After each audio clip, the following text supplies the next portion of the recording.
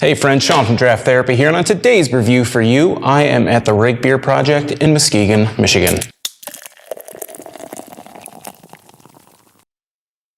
Josh Rake from the Rake Beer Project invited me down here to do a little tasting of the beer they have on draft right now. So I'm going to go from my left to right.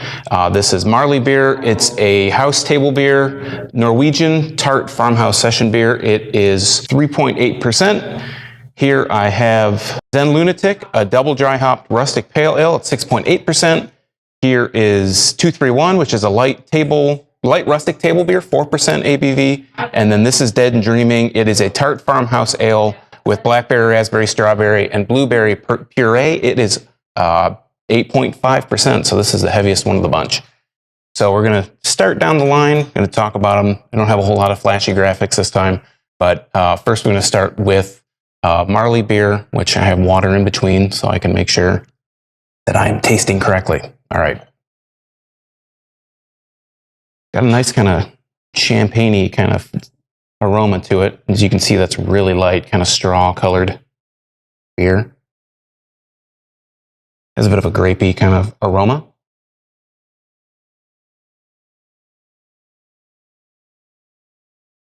It's got a nice white grapey kind of flavor, really dry finish. Not super dry, but a little tart too.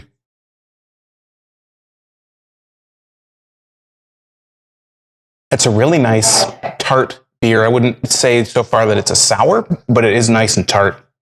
Really crisp, really refreshing. 3.8%. Yeah, this is one that you could sit and kick back and have a few of. Not have to worry too much about it.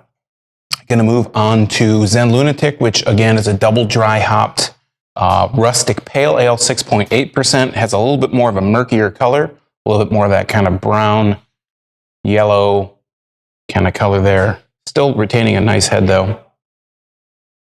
Oh, it's a little bit more fruity. A little bit more of a dank kind of aroma to it. A little bit more of what you would think of as maybe a New England style aroma, like that smell profile. Wow, I'm ready to dive right into this one.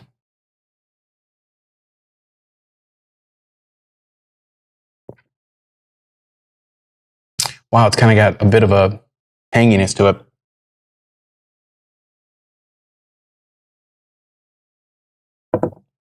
There's a fruit in there too. I can't tell if it's citrus or a little bit more of a pineapple kind of profile to it. I'm going to take another drink after getting some water here. Oh, really? It's just got a kind of a dank flavor profile to it. It's not super in your face. It's not super one-way fruity, but it has a nice kind of underlying fruitiness to it. Again, I keep referring back to the sheet here. 6.8%, not too bad. You could drink a few of these and not be too done in by it. It's a nice, crisp, kind of refreshing taste. The aftertaste kind of sits, that fruitiness, that kind of citrus fruitiness kind of sits around on your tongue a little bit as on the aftertaste.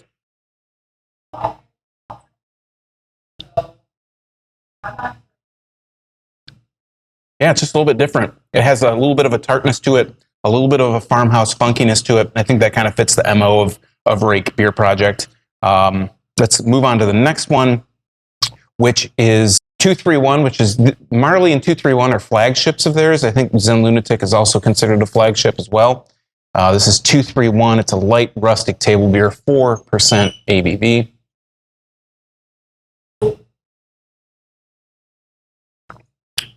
As you can see, it's got a nice, kind of similar to the Marley Beer in the color, in the sight. Let's put a nose on it. There's much more of a light aroma to it than the other two so far. Not really picking up. Oh, I am getting a little bit of a tartness, a little tart profile on that. All right. Again, 4%.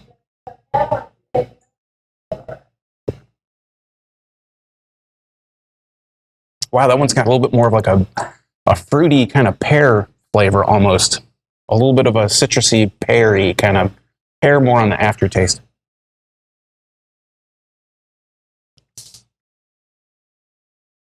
not a lot of, has a slight tartness to it, but not a lot of bitterness, if that makes sense. So you're getting a little bit of that kind of fruitiness in there, a little bit of the tart on the finish. It's a little dry, not overly dry, but it's a good 4% beer. That's why I really dig what they're doing here with the table. Two of their flagships are table beers, so they're not high ABV. Something you can, you sit around, you chat with your friends about.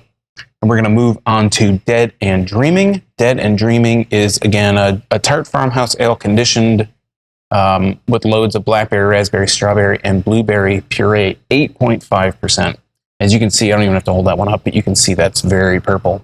Very kind of different. One of these things is not like the other, right? So these are a little bit more on the yellow end, a little bit of a kind of a thicker yellow, orangish, borderline brown, and of course, then you have Dead and Dreaming, which is straight up. That's pretty much lavender or purple, not really lavender, a little bit more of the reddish side. Get a lot of the berry aroma right off the bat.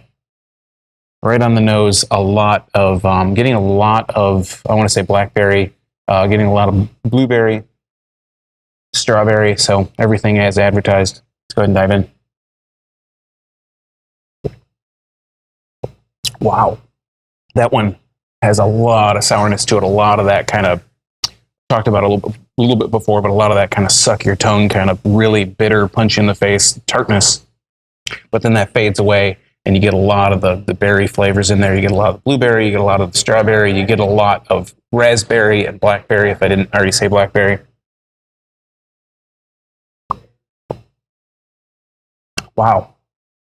It's a big heavy hitter again on the ABV department, as opposed, compared to all these others, 8.5%, but you don't taste a lot of that ABV in there. It's not very boozy, not getting a lot of like a boozy quality to it.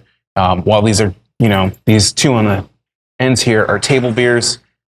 This, the only thing that really sets this one apart, at least like ABV tasting wise, is not much, but this is just the flavor profile that's different.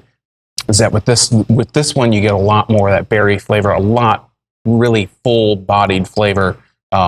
I have to say, out of the four that I've tried so far, this one would be my favorite. It has a lot of flavor in it, not something that you would necessarily, not that these other ones didn't have a lot of flavor, but this one just tips the scale. It's a really big, again, a big heavy hitter here on the flavor end, on the ABV end.